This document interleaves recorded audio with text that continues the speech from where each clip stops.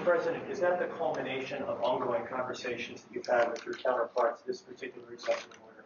Which one, last or? The one that the No, the digital tax is taking place all over Europe. They're taxing us, and they're doing other things. They're suing all our companies.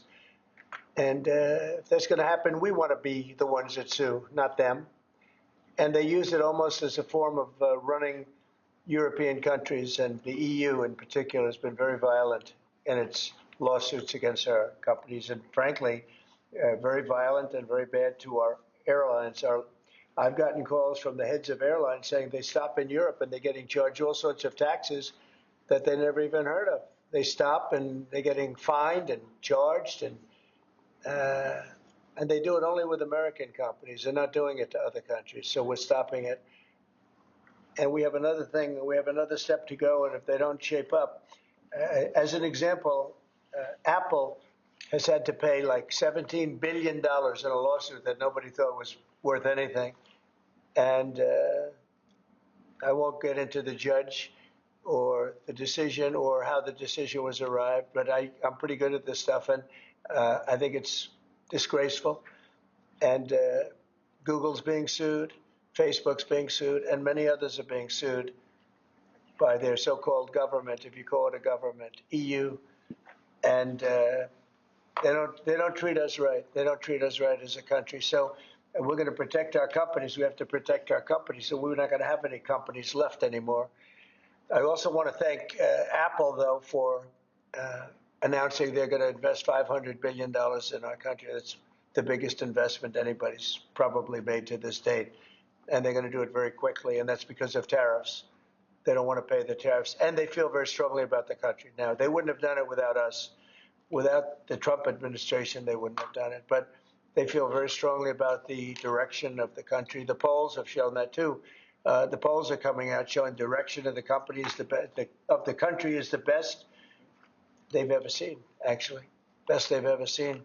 So I just want to thank Tim Cook and Apple for the confidence. $500 billion. That's the biggest investment anyone has made in a short period of time.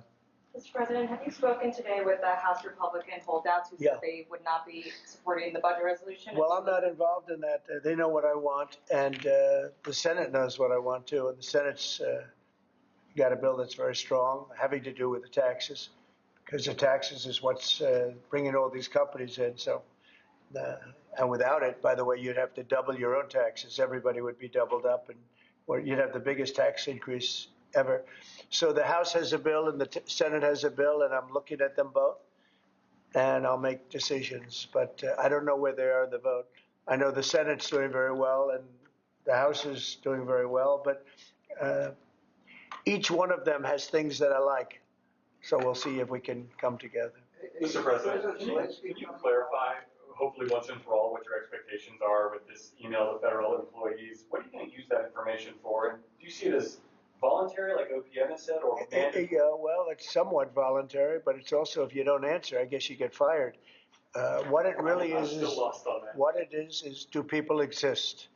We have this massive government with millions of people, and nobody knows who's working for the government, who's not.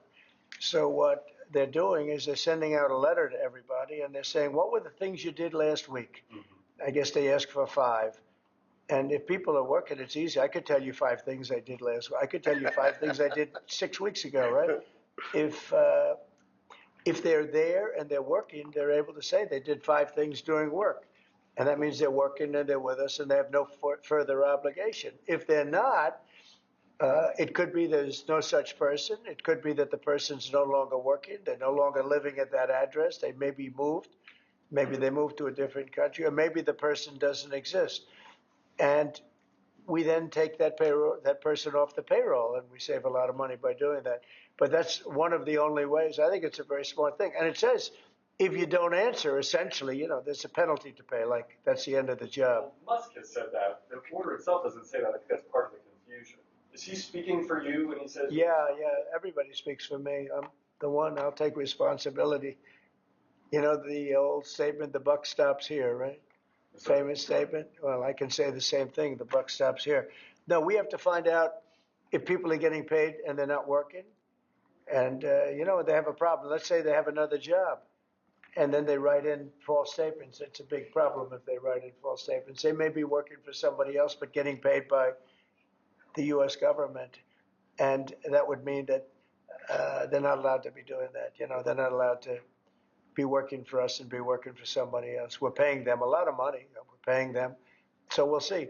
That solves that problem. Most people aren't willing to say that, we're doing this, and this, and this for the U.S. government, and yet they're at another job, because that's a big problem for them if they do that. So in some cases, they're not writing back, and if they don't write back, they end up eventually losing their job. We give them extensions, but that was something we thought about a long time ago. We give them extensions, but we'll see. We have to make sure, number one, that we have people, number two, that they're working, and number two, they're working for us, not for another company. Is it true that President Zelensky is coming on Friday to meet with you, and is the mineral deal sorted out? Yeah, I hear that. I hear that he's coming on Friday. Certainly, it's okay with me if he'd like to, and he would like to sign it together with me, and I understand that's a big deal, very big deal. And I think the American people, even if you look at polling, they're very happy because, Biden was throwing money around like it's cotton candy. And it's a very big deal. Look, it could be $1 trillion deal. It could be whatever, but it's rare earths and other things. And look, we're spending hundreds of billions of dollars on Ukraine and Russia fighting. A war that should have never, ever happened. That's a war that would have never happened if I were president. And it didn't happen for 4 years. People say, how do we know that? It didn't happen for 4 years. Would have never happened. And nevertheless, this guy went into this situation and he spent money like nobody's ever seen. $350 billion. The other thing that we don't like is that Europe has spent $100 billion. We've spent $350 billion. Europe gets their money back because they spent it in the form of a loan. And we just gave them, whether it's 300 or 350 billion, nobody really knows. They can't even tell me the answer to that. It means probably more than that. So what we're doing is now we're saying, look, we want to be secured. We want to get that money back. We're helping a country through a very, very big problem, a problem like very few people have had. Shouldn't have had this problem because it shouldn't have happened, but it did happen. So we have to straighten it out. But the American taxpayer now is going to get their money back plus. Mr. President, yesterday with Emmanuel Macron, you said you had spoken to Putin about the idea of peacekeepers in Ukraine, that Putin was fine with it. The Kremlin, I guess, has said that that's actually unacceptable to them. What's real here? That's not what I was told. But you're going to need some form of peacekeeping. So something will be done that's going to be satisfactory to everybody. We need peacekeeping too. Any situation it's actually something I did discuss, but a form of peacekeeping that's acceptable to everybody. Ultimately, we'll be able to agree on something, I'm sure. With Ukraine and this mineral deal, what does Ukraine get in return, Mr. President? $350 billion and lots of equipment, military equipment, and the right to fight on, and originally the right to fight. Look, Ukraine, I will say, they're very brave and they're good soldiers, but without the United States and its money and its military equipment, this war would have been over in a very short period of time. In fact, I was the one that gave the javelins. You remember the famous javelins? That was me. That wasn't Obama. It wasn't Biden. It wasn't anybody else. It was me.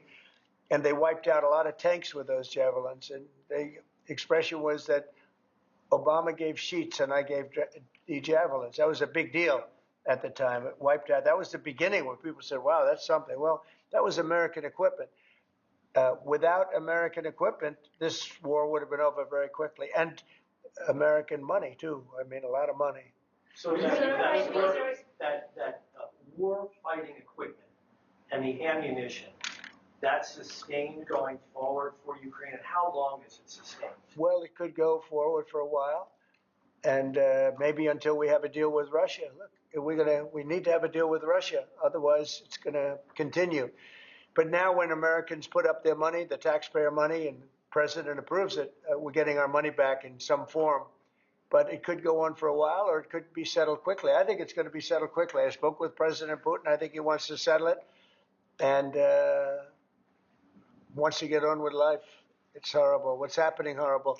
Thousands of soldiers a week are being killed, and others too, but especially on the battlefield. thousands a week are being killed, and we want that to end. Yeah, Brian? Yes. Okay.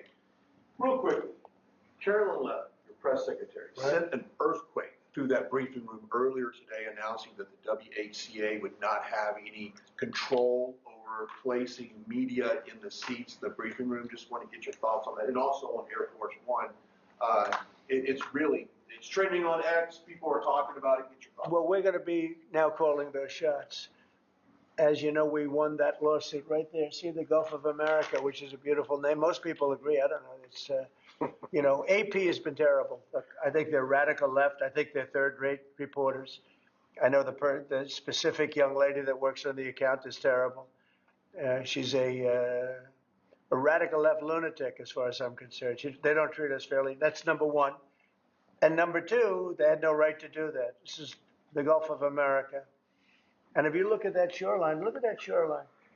Look, from Florida, well, most of it is, it's called America.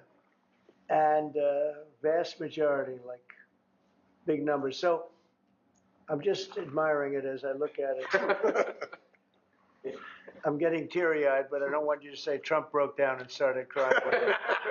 No, how beautiful is that? Look at the shoreline. Look at that. Well, That's America. Can I shift our attention to Canada real quick? Yes, please. Last week, I spent some time with two government officials from Canada. Yeah. I was asking them how realistic is it that Canada would be the 51st state. Yeah. And they told me there is a path. Alberta is first, and if they sign on, Saskatchewan would follow, and then you go west to British Columbia. There is a movement in Canada to join us. I want to get your thoughts on that and how that's proceeding right now. So it's true. Thank you, Brian. It's true. A lot of people in Canada are liking becoming our beautiful, cherished 51st state.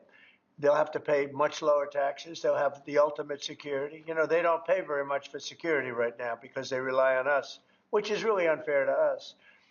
They make cars that we could make, and they send them back into the United States. They make a lot of things, including the sending of oil and everything. We don't need their oil. We don't need their lumber. In fact, we're going to be freeing up, and I've asked Howard Lutnick to get that done with Lee and everybody, Lee Zeldin, environmental. We're freeing up our forests. We're going to be able to take down trees. Right now, you know, we're so restricted environmentally. We're going to be freeing it up with an emergency order. We have an emergency order, and we're going to be freeing up our forests. We have more forests than almost anybody, and great lumber, great trees. We don't need anybody's trees. We don't need trees from Canada or anybody else. In fact, we have to put the slits, as they call them, the area, you know, 50, 60-yard area in between areas of trees. It stops the fires. And frankly, California should have been doing that for years. It's almost getting late. They're going to run out of forests the way they're going. What a shame. And by the way, the water is flowing in California. I hope you people have seen it. But the water is flowing. Do you have a picture of that? I'd hold it up. Do you have a picture of that? Get a picture of it, please. You know, we had a little skirmish in California. I can't believe we had to do that. But we opened up the water in California. The water was flowing into a place called the Pacific Ocean, which for the Pacific Ocean is only a drop. But for us, it's more water than we can use in California. So I'll get you some photographs, but it's a beautiful sight. The water is flowing in California. Beautiful water from the Pacific Northwest and beyond. And it flows down, and instead of being routed out to the Pacific Ocean, and this has been going on for 20 years more in order to take care of a certain species of fish, which wasn't doing very well without water, I can tell you. So that's a big deal. It's like not reported. It's incredible. But California has a lot of water. That's going to take care of farmers. It's going to wetten up the land. And it's going to go all the way down to Los Angeles, where they have curfews on water, where they have all sorts of blocks on water. You can only use so much. We're going to put until just recently, they were going to put a number of gallons per person living in a house in Beverly Hills on water. You're not going to have that problem anymore. Do you have a picture? Let me just see what that looks like. How beautiful is that? Look at that beautiful water flowing. Look at that. That's coming in the dikes and other means of transportation. Isn't that beautiful? Who would believe that? That's all water they could have had. I went to the governor during my first term and I said, why don't you do this? And they said they have an environmental problem with clean water. If this water were there, you wouldn't have had those fires. You had sprinklers. They make people put sprinklers in the ceiling of a home, and they had no water in them. With this, they would have had a lot of water in them. They would have all been full. They would have had you would have had a whole different deal down there. You probably wouldn't have had a fire, but if it was, it would have been small, would have been put out. You had the fire hydrants not working in California. So it's a beautiful site. These are canals that were built. These were all built. And you saw them for years. They were empty, concrete. They call them the V-shapes or the half pipes. And they're shaped different forms, but they're shaped. And they rush down through the farm areas where the farmers can take it and down to Los Angeles. And they were sitting empty for years. And now look at that. Look at that way it looked. It wasn't easy. We had to be very unfriendly to get into those areas. We opened it up. Mr. President. I essentially attacked California. Can you believe it? I attacked California. Let's go. At the outset of your administration, sir, you committed to ending the weaponization of government, to holding those accountable who participated in the weaponization of government. Hold it. This is a good one. Is everybody listening? Deranged Jack Smith. We're going to call it the Deranged Jack Smith signing or bill. Go ahead. One law firm that provided pro bono legal services to the special counsel's office under Jack Smith's leadership was Covington and Burling. As a result of those actions, we're now going to be suspending and putting under review the security clearances for the attorneys and employees at that firm who worked with Jack Smith's team. And we're going to continue holding the people who were responsible for the weaponization of government, who supported it, accountable for what they did. And you'll be doing this with other firms as time goes by, right? We're looking at sort of the whole panoply of options. The weaponization of our system by law firms, even pro bono work they're doing just in order to clog up government, stop government. And nobody knows about it more than me. And hopefully that'll never happen again. So Covington and Burlington? Covington and Burlington. Mr. President, may I ask you a question about Europe? For long term, do you plan to maintain the number of U.S. Wait, I just want to savor this one, please. Who would like this pen? Hey, why don't you send it to Jack Smith? A deranged person. What do you say to people who worry that targeting an individual firm or individuals who aren't Jack Smith? Excuse me, I've been targeted for 4 years, longer than that. So you don't tell me about targeting. I was the target of corrupt politicians for 4 years, and then 4 years after that. So don't talk to me about targeting. Yeah, go ahead. Mr. President, there are approximately 2 million federal employees right now. By the end of your term, what do you expect that number to be? What would you like that number to be? Well, it'll be lower, but I can't tell you. Everybody knows I ran on downsizing government, but making government better. I ran on tariffs and making our country rich, and that's what it's going to do. We're going to be doing something else that's going to be very, very good. We're going to be selling a gold card. You have a green card. This is a gold card. We're going to be putting a price on that card of about $5 million, and that's going to give you green card privileges plus. It's going to be a route to citizenship, and wealthy people will be coming into our country by buying this card. They'll be wealthy, and they'll be successful, and they'll be spending a lot of money and paying a lot of taxes and employing a lot of people. And we think it's going to be extremely successful. And never been done before or anything like this, but it's something that we're going to be putting out over the next, would you say 2 weeks, Howard? Do you want to say a couple of words about it? Sure. Mr. President, are there any requirements for that gold card? Do you have to invest a certain amount of money in this country in order to qualify for that gold card? Yeah, exactly. So the EB-5 program was really, you lend some money, but it was full of nonsense, make-believe, and fraud, and it was a way to get a green card that was low priced. So the president said, rather than having this sort of ridiculous EB-5 program, we're going to end the EB-5 program.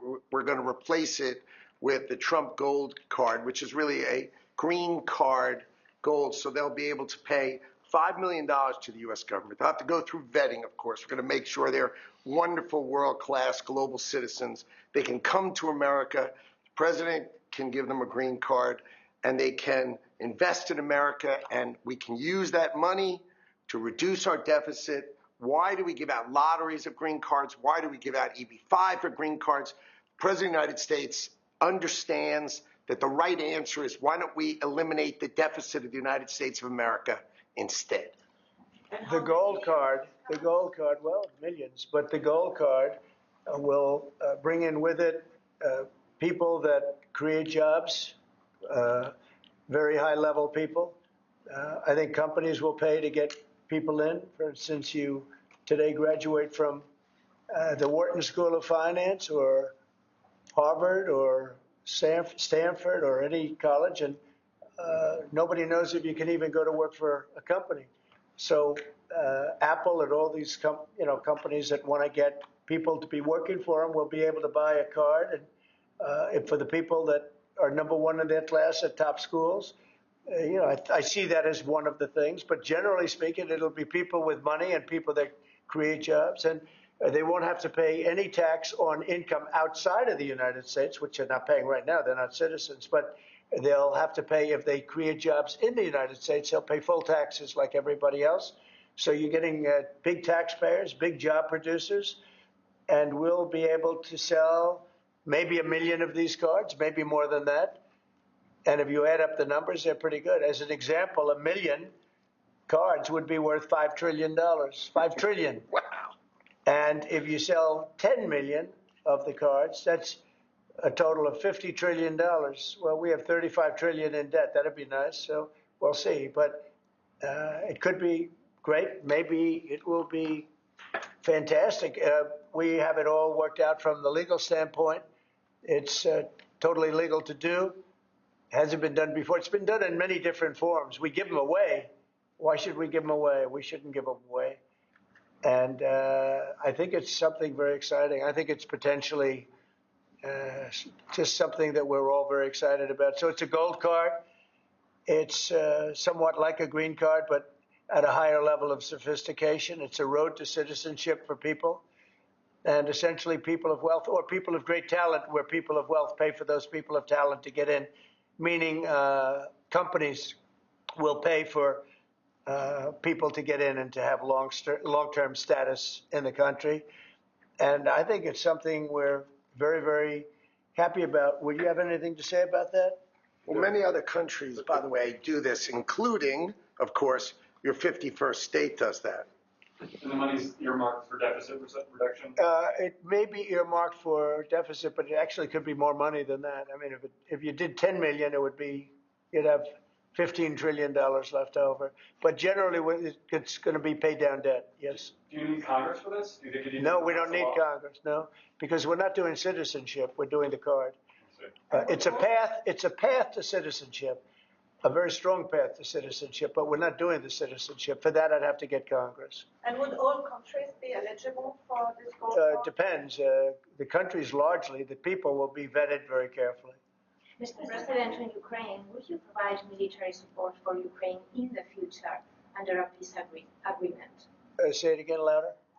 Would you provide military support for Ukraine in the future as part You mean of like a peace security? agreement? Yeah. Well, people are going to do it. I think Europe will largely be responsible for that. But European countries will be responsible. But Macron asked for a U.S. backup. Well, we'll see. I mean, right now we're just in the process of negotiating. We've pretty much negotiated our deal on raw earth and various other things.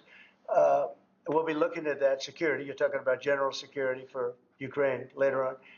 I don't think that's going to be a problem. There are a lot of people that want to do it. And I spoke with Russia about it. They didn't seem to have a problem with it. So I think they understand. They're not going back in. Once we do this, they're not going back in. So on that gold card, would the U.S. provide, for instance, air defense? Well, I just told you. Right now, we're not providing anything. You know, it's about Europe, too. Europe put in $100 billion, and we put in $350 billion. It's not a fair thing. You know, we would normally say, and I say it now anyway, but we want equalization. They should put up actually more money than us because they're right there. We have an ocean in between. But we've had very good talks with Russia. We've had very good talks with Ukraine, and we think it maybe will come to an end and we'll stop killing young people all over the battlefield and elsewhere. On Europe, so do you plan to maintain heavy military presence in Europe in the long term, like tens of thousands of troops? We'll be involved. We'll be involved in Europe. We're involved in Europe now. Europe is our friend. They take advantage of us on trade. We don't like that. What the EU does, we don't like that. But we'll solve that the old-fashioned way. We'll give them the same reciprocal numbers. You know, we're talking about a reciprocal tax. You know that. And if they charge us, we charge them. Right now, they charge us much, much more than we charge them. And they have non-monetary taxes also and tariffs. And we're going to change that. It's all changing. It's all changing. We're not going to be the people that we were. We had people in this office sitting right at this desk or another model of this desk. Because as you know, the other desk is right now being refurbished. Is Steve Witkoff delaying his trip to the Middle East? No, not that I know of. No, Steve. And the Middle East has been great. Saudi Arabia has treated us really well. They really have. And, I think Qatar has treated us very well too. They want to get that whole mess ended in the Middle East. You know, we don't even talk about that anymore. You guys haven't asked one question about the Middle East, but the Middle East seems to be doing relatively well. May I ask about the Middle East, sir, about the Middle East? For months, even before you were elected in November, you've spoken about your desire to free all of those hostages that have been held by Hamas since October the 7th, a year and a half ago. And just a few weeks ago, you gave an ultimatum. You said if they're not all released by noon on February the 15th, there would be hell to pay. Is Hamas thumbing their nose at you, Mr. President? No, I think the opposite. So, as you know, they weren't going to release any more hostages. And I said there's going to be hell to pay. And then they agreed that they were going to release the hostages that they had agreed to release, plus an extra one. And so that you could say that was a big difference. But I said it from that point, it's up to Bibi, Netanyahu, and Israel. I may have taken a different stance. But they did release, they went back to releasing the hostages. But if you remember, they said we weren't going to release any. They've totally ended it. And I said, well, they're not going to release any. They'll be held to pay. And but the rest is really up to him. What I may have done it differently than him. It's not my decision. It's his decision. But they did release all of those hostages. So. Mr. President, when you spoke to Vladimir Putin, did he raise or did you discuss at all the possibility of a minerals deal on Ukrainian land that Russia now controls? I didn't discuss it. No. I'd like to buy minerals on Russian land too, if we can. The rare earth. They have very good rare earth also. They both do. I would say that. And oil and gas. Look, it's a great thing. If we sell this, it's great for Russia too, because we can do deals there. They have very valuable land that isn't utilized. So something like that could take place, yeah. Have you put raising or lifting sanctions against Russia on the table as your? No, we haven't lifted any sanctions on anybody. On the table as part of any negotiation? I guess it will be at some point, but right now we haven't agreed to lift sanctions on anybody. On that gold card, getting back to that, I'm fascinated by this, Mr. President. You should be fascinated by it. Your taxes will go down to nothing. Would a Russian oligarch be eligible for a gold card? Yeah, possibly. Hey, I know some Russian oligarchs that are very nice people. It's possible. They're not quite as wealthy as they used to be. They're not as wealthy as they used to be. I think they can afford. I think they can afford $5 million. So no, a lot of people are going to want to. A lot of people are going to want to be in this country, and they'll be able to work and provide jobs and build companies and pay taxes. All of those things. It's an incredible. It's an incredible thing. I mean, this is the group that is the first to hear it. Nobody's heard about it. Nobody ever thought about it. But we've been thinking about it very, very strongly over the last week. And I was going to announce it sometime next week, and I figured, why not? We have a lot of cameras blazing right now. We might as well do it now. We'll have Caroline announce it the next time. No, it's a great thing. The gold card. Remember the words, the gold card. Somebody said, can we call it the Trump gold card? I said, if it helps, use the name Trump. I'll give it to you for free. I like it. President, you probably just launched 10,000 stories. Do you want to elaborate a little bit more on what Russian oligarchs you know? I know. Isn't it interesting how many stories we do tell? And they all turn out to be true, and they all turn out to be ultimately correct. You know, Trump was right about everything. Do you have one of those Trump was right about everything hats? I'm going to give it to this gentleman. Get me one of them. But they're all going to be vetted. Everybody who comes in gets vetted. Okay, they get vetted. So you got to, you know. We're going to begin in 2 weeks. About 2 weeks.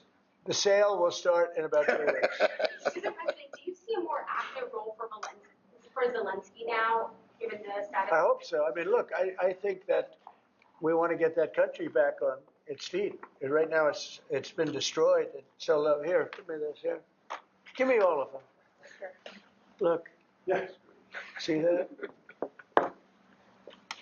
Trump was right about everything. It just came in. Somebody said, I said, this was sent in by a fan.